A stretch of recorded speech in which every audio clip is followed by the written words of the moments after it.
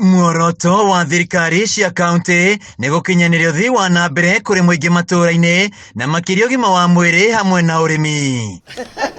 Thutha wa gutongoria ta muikari giti wa KANJU ya MANGABANA kwa ihinda rĩa mĩaka 2, gavana wa KIRINYAGA Waiguru nĩerahĩire utongoria wake akiuga nĩahotete gukinyaniria tabarĩra cia uthii wa na mbere kwa mũhiano kaunti 5 irĩ na tabarĩra irathiĩ na mbere cia waki wa ceceni cia iganda. We have implemented what we call the KIPES program, which is the County Aggregation and Industrial Parks in every county.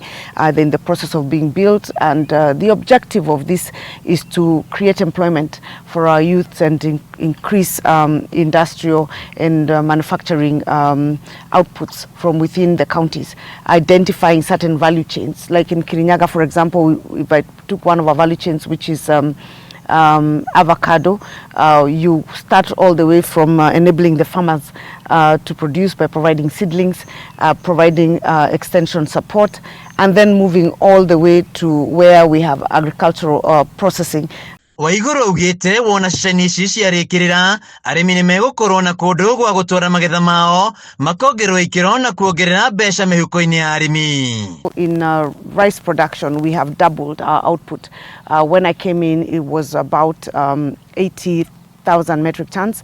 We are now producing over 190,000 metric tons, doubling the income that is going to our rice farmers. I think we are heading way beyond 20 billion shillings a year. With coffee as well, we are now second in terms of production of coffee in the country, and only rivaled by Kiambu. But if you consider that KIRINYAGA is like a third or a quarter of Kiambu in land size, and we are number 2, and we are only 4,000 metric tons below Kiambu, that tells you about our production. Maũndũ-inĩ megiĩ ũgima wa mwĩrĩ, Waiguru augĩte kĩoneki gĩake gĩkoretwo arĩ gũtigĩrĩra mũingĩ ndũnatangĩkwo gĩetha ũtungata ũyũ, na kaunti-inĩ ya KIRINYAGA nĩarĩkĩtie gũthondeka mathibitarĩ 20 matũra-inĩ na 3 arĩ hamwe naguo thibitarĩ wa Kĩmbĩmbĩ, Kĩanyaga na Kĩrũgũya makambatĩrio ikĩro. We have a cancer center in Kĩrũgũya that also does early diagnostics and also treats the first stages of, let's say, cervical cancer. We are hoping to get equipment for the other ailments or different cancers.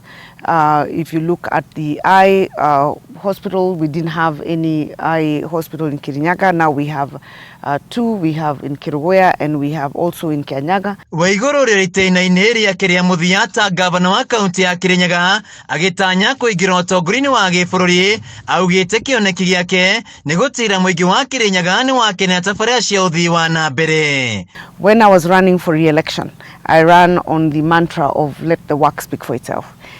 That was the slogan, Kazi Yonge, and Wirawari, as we say in KIRINYAGA. And the people of KIRINYAGA gave me a second term because they believe that the work is really indeed speaking for itself. Handũ-inĩ ha Kameme TV kaunti-inĩ ya KIRINYAGA, njĩtagwo Wainaina wa Kiari.